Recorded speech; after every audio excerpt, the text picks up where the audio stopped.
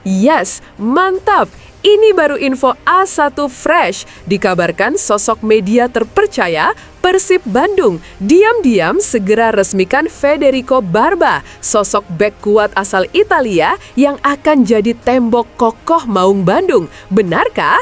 Ini informasi lengkapnya. Alhamdulillah, semua bobotoh lega. Bojan Hodak sudah temukan kelemahan Persib saat kalah lawan Persijap. Siap pesta gol lawan PSIM Yogyakarta kah?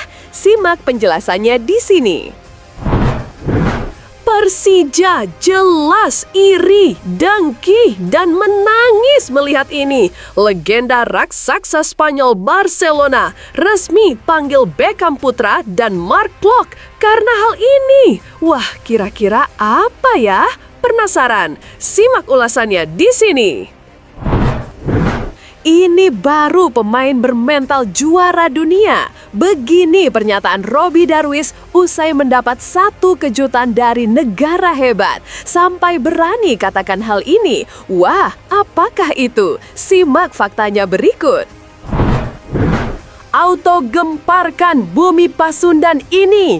Beckham Putra tiba-tiba buat pernyataan jujur soal kondisi Persib Bandung yang sebenarnya. Apakah sengaja mengalah untuk menipu para rival? Tonton video sampai kelar ya guys. Persib Calcio.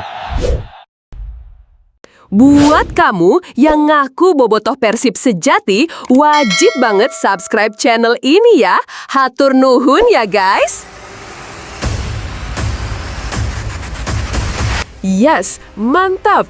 Ini baru info A1 Fresh. Dikabarkan sosok media terpercaya Persib Bandung diam-diam segera resmikan Federico Barba, sosok bek kuat asal Italia yang akan jadi tembok kokoh Maung Bandung. Benarkah? Ini informasi lengkapnya.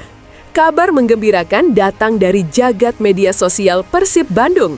Dilansir dari berita Persibcom, mantan pemain timnas Italia U21 dan jebolan Akademi AS Roma, Federico Barba, disebut-sebut sebagai kandidat kuat calon pemain Persib Bandung. Melalui unggahan Instagram, kabar ini semakin menguat dengan caption menggoda yang berbunyi, "Minggu ini akan ada Wilujeng Sumping. Stay tune barudak." Nama Federico Barba jelas bukan sosok asing di kancah sepak bola Eropa. Pemain berusia 31 tahun ini memiliki catatan impresif dengan 108 penampilan di Serie A Italia. Pengalamannya di salah satu liga terbaik dunia menjadi nilai plus yang menjanjikan jika ia resmi bergabung dengan skuad Maung Bandung.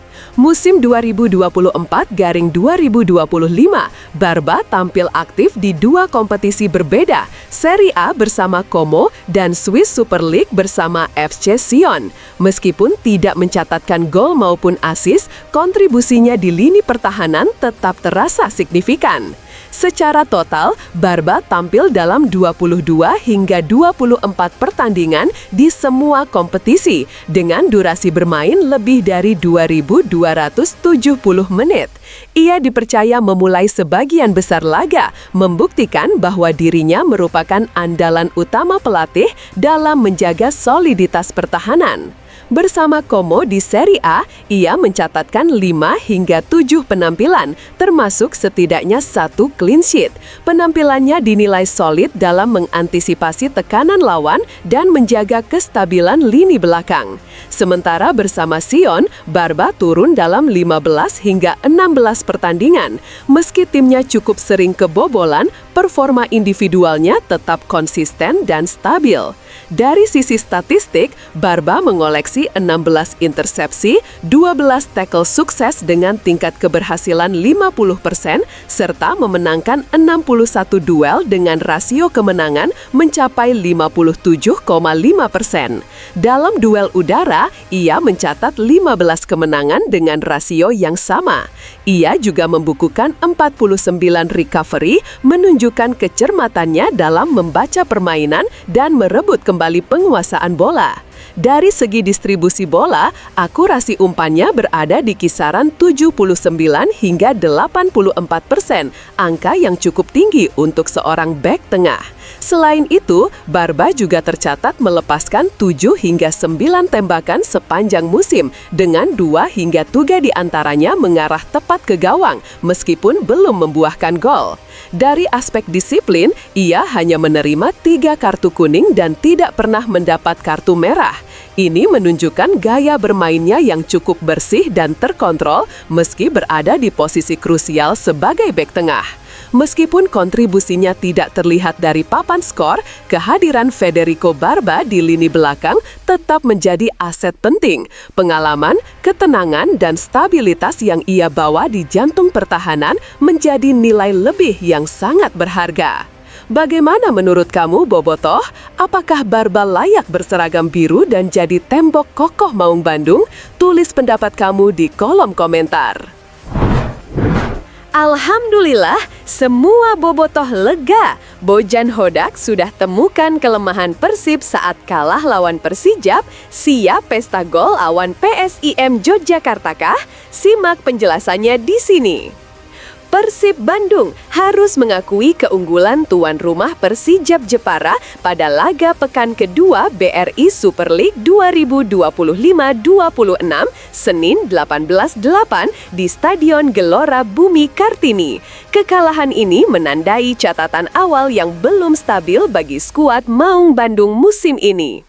Pelatih Persib, Bojan Hodak, buka suara terkait hasil negatif yang dialami timnya.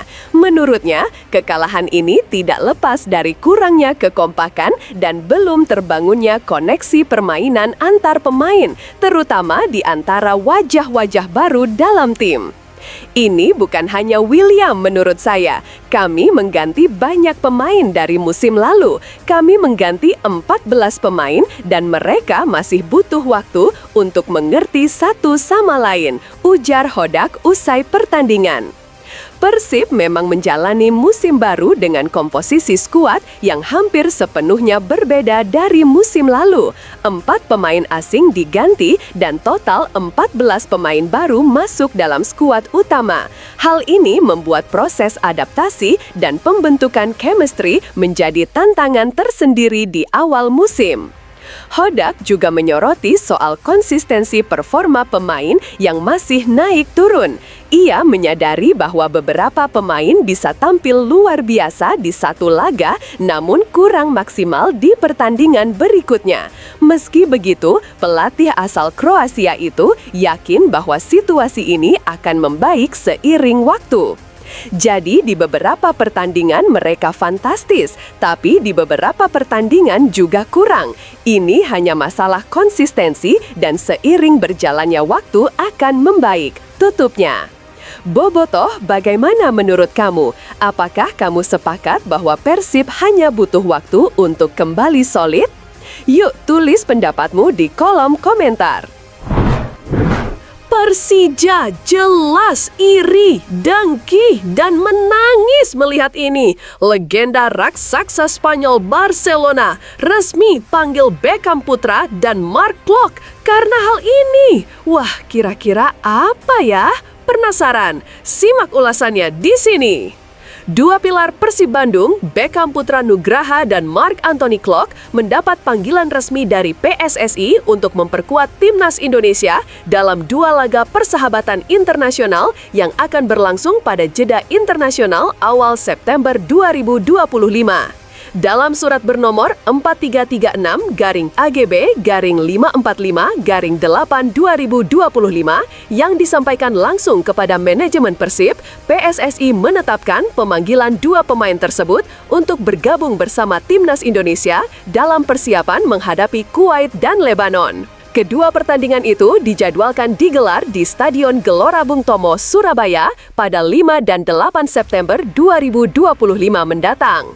Bersama ini disampaikan bahwa Timnas Sepak Bola Indonesia akan melaksanakan pertandingan FIFA A-Match pada bulan September 2025 di Surabaya. Maka dengan ini, PSSI memanggil SDR Beckham Putra Nugraha dan SDR Mark Anthony Klok untuk mengikuti persiapan dan pertandingan Timnas Sepak Bola Indonesia. Demikian petikan surat resmi yang ditandatangani oleh Sekretaris Jenderal PSSI Yunus Nusi. Yang menarik, bagi Mark Klok, ini merupakan pemanggilan pertamanya di bawah kepelatihan Patrick Kluivert, pelatih anyar Timnas Indonesia yang kini tengah menyiapkan tim menghadapi berbagai agenda internasional ke depan. Baik Beckham maupun Klok dijadwalkan mulai bergabung ke pemusatan latihan Timnas mulai tanggal 1 September 2025 untuk menjalani persiapan intensif jelang 2 laga uji coba tersebut. Dukungan penuh untuk Beckham dan Klok. Bagaimana menurut kamu, Bobotoh? Siap lihat mereka tampil garang berseragam Garuda? Tulis komentarmu di bawah. Ini baru pemain bermental juara dunia. Begini pernyataan Robby Darwish usai mendapat satu kejutan dari negara hebat. Sampai berani katakan hal ini. Wah, apakah itu? Simak faktanya berikut. Gelandang muda Persib Robby Darwish kembali mendapat kepercayaan untuk membela Timnas U23 Indonesia. Pemanggilan ini menjadi kesempatan penting baginya untuk terus menunjukkan kualitas sekaligus membawa Indonesia meraih prestasi di level internasional. Robby dijadwalkan mengikuti pemusatan latihan TC Timnas U23 di Surabaya pada 25 sampai 31 Agustus 2025 sebagai bagian dari persiapan menuju babak kualifikasi Piala Asia U23 2026. Alhamdulillah, pastinya saya harus bisa menjawab kepercayaan ini, memberikan yang terbaik selama persiapan, dan semoga bisa menjadi bagian dari tim dan meloloskan tim ke putaran final Piala Asia U23 2026. Tentunya semoga Indonesia mendapat prestasi terbaik, ujar pemain bernomor punggung 6 Persib itu pada Rabu 20 Agustus 2025. Timnas U23 Indonesia akan mengawali perjuangan di babak kualifikasi Piala Asia U23 2026 yang digelar di Sidoarjo mulai 31 Agustus hingga 10 September 2025. Di fase grup, Indonesia akan bersaing dengan Laos, Makau, dan tim kuat Korea Selatan. Robby berharap pemanggilan ini bisa menjadi momentum bagi dirinya untuk berkontribusi maksimal sekaligus menjadi batu loncatan untuk karir internasionalnya. Mohon doanya semoga usaha dan kerja keras kami di Timnas bisa berbuah manis, pungkasnya. Bagaimana menurut kamu, Bobotoh? Siap dukung Robby Darwish membawa Garuda Muda terbang tinggi? Tulis dukunganmu di kolom komentar. Auto gemparkan Bumi Pasundan ini. Beckham putra tiba-tiba buat pernyataan jujur soal kondisi Persib Bandung yang sebenarnya. Apakah sengaja mengalah untuk menipu para rival? Tonton video sampai kelar ya guys.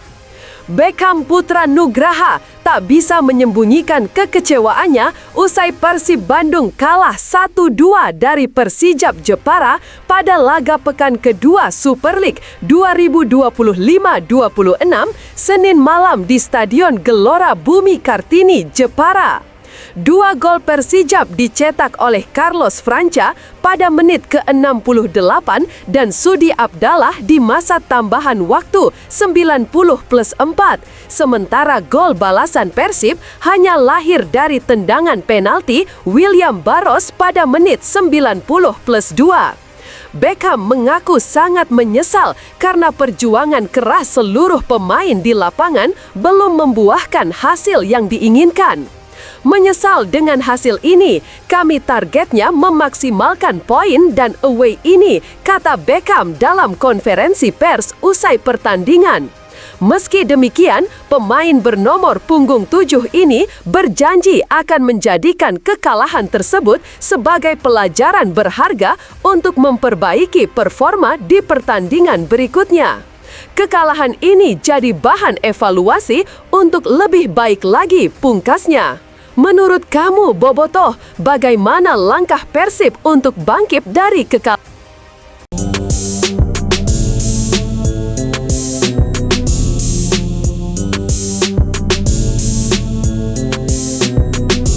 Masih jadi misteri. Pelatih Australia Tony Popovich ungkap rasa penasaran lawan Indonesia jika masih dilatih Shin Tae-yong.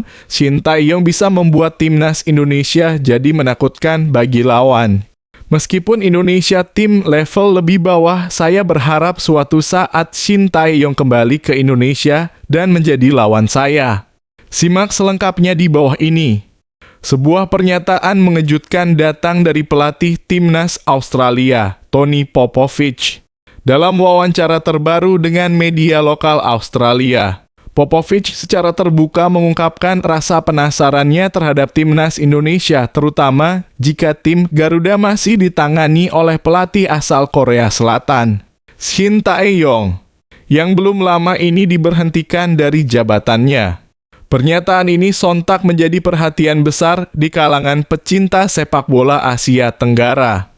Bagaimana tidak, jarang sekali seorang pelatih dari negara besar seperti Australia secara terbuka mengakui kekagumannya terhadap sosok pelatih dari negara rival regional, apalagi setelah pelatih tersebut tidak lagi menjabat.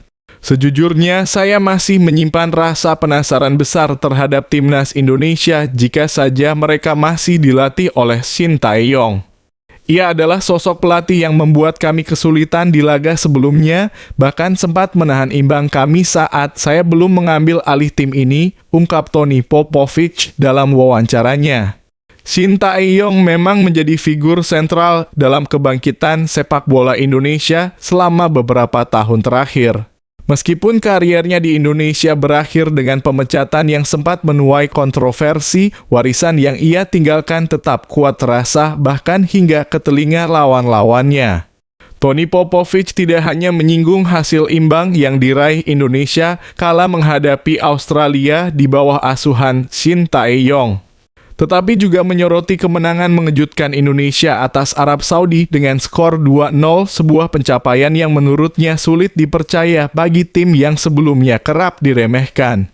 Yang lebih mengejutkan bagi saya bukan hanya permainan mereka melawan kami, tapi bagaimana Indonesia bisa mengalahkan Arab Saudi dengan 2 gol tanpa balas. Itu bukan hasil kebetulan. Ada rencana, ada struktur, dan ada kepercayaan diri dalam permainan mereka. Dan saya yakin itu karena Shin Tae-yong, kata Popovich. Pernyataan tersebut membuat banyak pihak kembali menyoroti keputusan PSSI yang sebelumnya memutus kontrak Shin Tae-yong. Meski tidak seluruh target tercapai, pelatih asal Korea Selatan itu terbukti mampu mengubah wajah sepak bola Indonesia baik dari segi filosofi permainan, disiplin, maupun mentalitas para pemain muda. Menariknya, Popovich juga mengomentari atmosfer luar biasa yang diperlihatkan oleh pendukung timnas Indonesia terhadap Shin Tae-yong. Ia menyebut belum pernah melihat dukungan terhadap seorang pelatih asing sekuat itu, bahkan ketika sang pelatih sudah tidak lagi berada di pinggir lapangan. Saya menyaksikan pertandingan Indonesia terakhir. Meskipun Shin Tae-yong sudah tidak melatih, namanya masih diteriakkan dengan lantang oleh para supporter. Itu luar biasa. Biasanya hanya pemain bintang yang mendapat perlakuan seperti itu, tapi di Indonesia, pelatih mereka dipuja seperti pahlawan nasional, ujar Popovich dengan nada kagum. Bagi Popovich, pengalaman menghadapi tim yang dilatih Shin Tae-yong meninggalkan kesan mendalam. Ia menyebut Indonesia di bawah asuhan sapaan akrab Shin Tae-yong bermain dengan karakter kuat, berani menekan, dan tidak takut menghadapi tim besar. Indonesia di bawah STY bukan hanya bermain bertahan. Mereka tahu kapan harus menyerang, mereka punya organisasi yang bagus, dan yang paling penting, mereka percaya diri. Itu salah satu hal yang membuat saya penasaran bagaimana jadinya jika kami kembali bertemu saat dia masih melatih, tambah Popovich. Meskipun STY kini telah meninggalkan kursi pelatih timnas Indonesia, pengaruhnya masih sangat terasa. Beberapa pemain muda yang kini menjadi andalan tim senior adalah hasil racikan langsung tangan dinginnya. Ia dikenal berani memberi kesempatan kepada pemain-pemain muda dan membentuk generasi baru sepak bola Indonesia. Di sisi lain, komentar Popovich juga menjadi pengingat bahwa sepak bola bukan hanya tentang hasil pertandingan, tetapi juga tentang dampak dan pengaruh yang ditinggalkan. Seorang pelatih yang disegani oleh lawan adalah bukti betapa besar kontribusinya terhadap perkembangan tim. Reaksi publik Indonesia atas komentar Popovic pun beragam. Banyak yang kembali mengungkit kekecewaan atas pemecatan STY, namun ada juga yang menyikapinya sebagai pujian yang seharusnya menjadi motivasi untuk pelatih baru agar mampu melanjutkan fondasi yang telah dibangun. Tak sedikit pula yang menyerukan agar PSSI mempertimbangkan kembali kerjasama jangka panjang dengan STY di masa depan, entah sebagai direktur teknik atau bagian dari tim pengembangan pemain muda. Beberapa tagar seperti hashtag #BringBackSty dan hashtag #Stlegach bahkan sempat kembali viral di media sosial usai pernyataan Popovic menyebar luas. Kini dengan Indonesia memasuki era baru pasca Sintayong, publik menanti bagaimana langkah pelatih dan manajemen berikutnya untuk menjaga momentum. Tantangan berat tentu ada di depan, namun pengakuan dari pelatih sekelas Tony Popovic menjadi pengingat bahwa Indonesia pernah dan bisa menjadi lawan yang ditakuti bahkan oleh raksasa seperti Australia. Dan satu hal yang pasti, meskipun Sintayong telah pergi, namanya belum benar-benar hilang dari hati para pendukung Garuda. Ia tetap menjadi simbol kebangkitan dan harapan bagi jutaan mata yang pernah bermimpi melihat Indonesia bersaing di level tertinggi. Pertanyaannya, kini akankah Indonesia mampu menjaga bara yang telah dinyalakan oleh Sintayong, atau api itu perlahan padam bersama kepergiannya? Gabung klub Arab, Tom Haye resmi jadi pemain timnas Indonesia dengan gaji tertinggi. Jika gabung klub Jazirah Arab, Tom Haye resmi menjadi pemain timnas Indonesia dengan gaji tertinggi. Tom Haye menjadi satu-satunya pemain timnas Indonesia yang belum memiliki klub hingga mayoritas bursa transfer musim panas 2025 ditutup pada 1 September 2025. Namun, kabar baik menimpa gelandang 30 tahun tersebut. Dalam beberapa hari terakhir, ada sejumlah klub yang memberi penawaran kepada ex-gelandang AZ Alkmaar. Menurut akun @pemain keturunan ID, Tom Haye mendapatkan penawaran dari sejumlah klub Jazirah Arab dan Asia Tenggara dalam kurung di luar Super League. Beberapa kompetisi top di Asia Barat saat ini adalah Liga Arab Saudi, Qatar, dan Uni Emirat Arab. Sementara di Asia Tenggara ada Liga Thailand, Vietnam, dan Malaysia. Untuk Thailand sedang menjadi magnet sejumlah pemain diaspora untuk berkarier di sana. Di bursa transfer musim panas 2025, raksasa Thailand Buriram United mendatangkan 2 pemain timnas Indonesia, Sandi Walsh dan Saine Patinama. Keduanya pun telah menjalani debut resmi bersama juara Liga Thailand tersebut. Berdasarkan informasi eksklusif yang kami terima dari orang terdekat Tom Haye, sejumlah klub Asia Tenggara di luar Super League serta wilayah Jazirah Arab telah mengajukan tawaran kepada El Profesor beberapa waktu lalu. Tulis pemain keturunan ID. Namun hingga kini belum ada kesepakatan yang tercapai. Tom pun belum membuat keputusan terkait masa depannya, lanjut akun di atas. Jika gabung salah satu klub Jazirah Arab, Tom Haye berpotensi menjadi pemain timnas Indonesia dengan gaji tertinggi. Sekadar diketahui, klub-klub Asia Barat berani mengeluarkan uang besar untuk menggaji seorang pemain. Cristiano Ronaldo yang berusia 40 tahun saja masih menerima gaji 200 juta euro atau sekira 3,79 triliun rupiah per tahun. Saat ini pesepak bola Indonesia dengan gaji tertinggi dipegang Jay Itzes yang menerima bayaran 2 juta euro atau setara 37,9 miliar rupiah per tahun dari Sassuolo. Sekarang harapannya Tom Haye segera mendapatkan klub anyar. Tom Haye mesti meningkatkan kualitas fisik dan sentuhan bola mengingat dalam 2 minggu ke depan timnas Indonesia senior akan menantang Kuwait dan Lebanon dalam laga uji coba.